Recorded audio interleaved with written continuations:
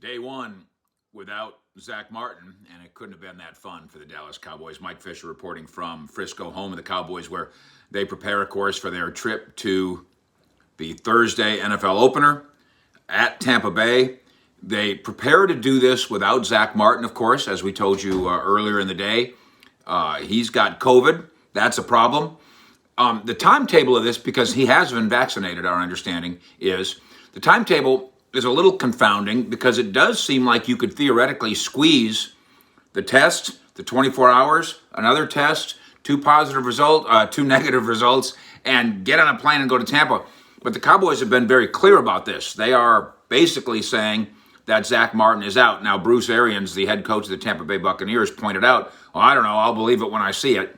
The Cowboys aren't playing a trick with COVID here. They are thinking that the timetable is not going to allow the squeeze for whatever reason.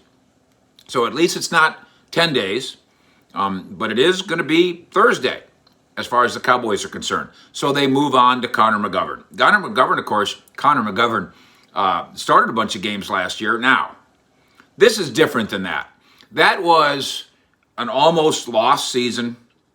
We're already down 2 tackles.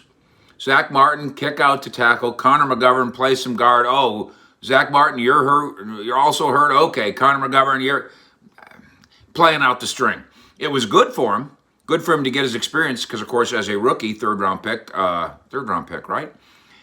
He had I think it was a pec problem. So he basically had a redshirt year. But now it's his time.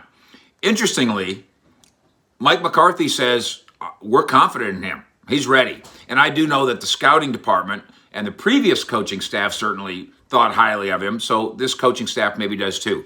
Connor McGovern himself says, I feel like I'm ready to go.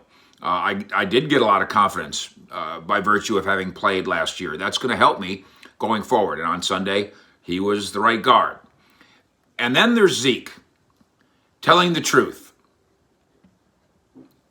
Like Ezekiel Elliott has learned to do. It's a truthy truth, but it's also a smart truth, a clever truth. Nothing silly about it. And good for Zeke to say, no Zach Martin means that our offense is missing our best player. That hurts. We're going to miss him. It's a problem, but we're obliged to solve the problem.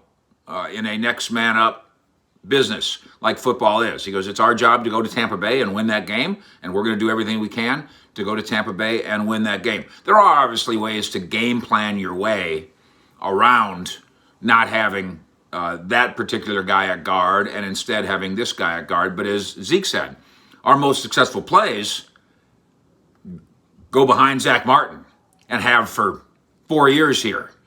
And on Thursday at Tampa, Cowboys now bigger underdogs than they've been all offseason long in that game against the defending Super Bowl champions.